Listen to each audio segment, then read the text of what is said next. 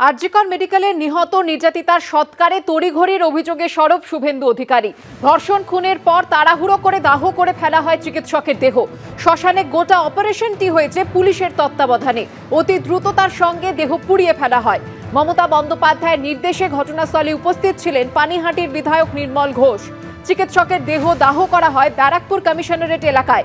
অথচ আশ্চর্যজনকভাবে গোটা বিষয়টির তত্ত্বাবধানে ছিলেন ডিসি নর্থ অভিষেক গুপ্ত। তার সঙ্গে ছিলেন কলকাতা পুলিশের 2 আইসি।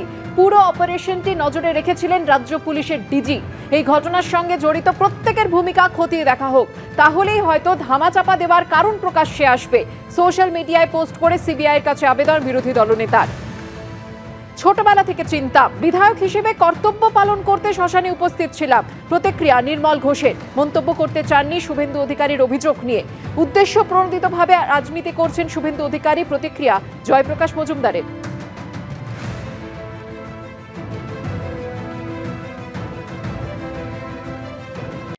এই হাওয়া গরম করা কথাগুলোর মধ্যে যদি কিছু থাকে, প্রয়োজনীয়তা থাকে, তাহলে তিনি তো এগুলো সিবিআই কে গিয়ে বলবেন।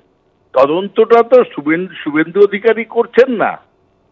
তদন্ত দায়িত্ব দেওয়া হয়েছে সিবিআই কে। মাননীয় মমতা বন্দ্যোপাধ্যায় প্রথম দিনই বলেছিলেন, আমি নিরপেক্ষ সত্য উদ্ঘাটন করতে চাই, তদন্ত হোক, দোষী শাস্তি পাক। এবং সেই জন্যে বলেছিলেন সিবিআইও তদন্ত ভার নিলে আমার আপত্তি নেই।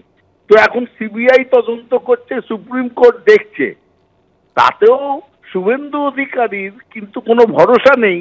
তাই নিজের ডিটেকটিভ এজেন্সি খুলে প্রত্যেকদিন নতুন নতুন তথ্য সামনে আনছেন এবং তারস্বরে চিৎকার করে সেই সব তথ্যগুলোকে প্রতিষ্ঠা করার চেষ্টা করছে।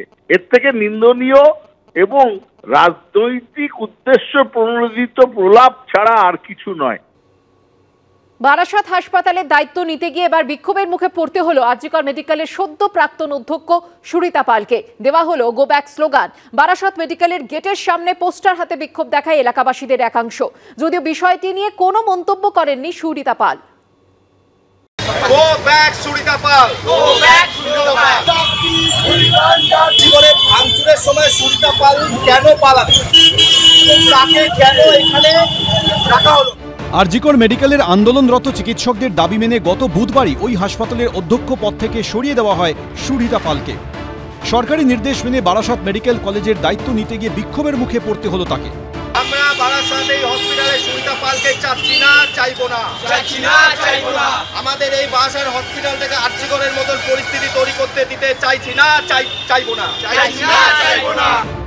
শুক্রবার হাসপাতালের গেটের মুখে পোস্টার হাতে সুরিতা পাল বিরোধী স্লোগান দিতে শোনা গেল এলাকাবাসীদের একাংশকে। বারাসতে চক্রান্তকারী প্রিন্সিপাল চাই না বলে পোস্টারে লিখে দেখানো হলো বিক্ষোভ।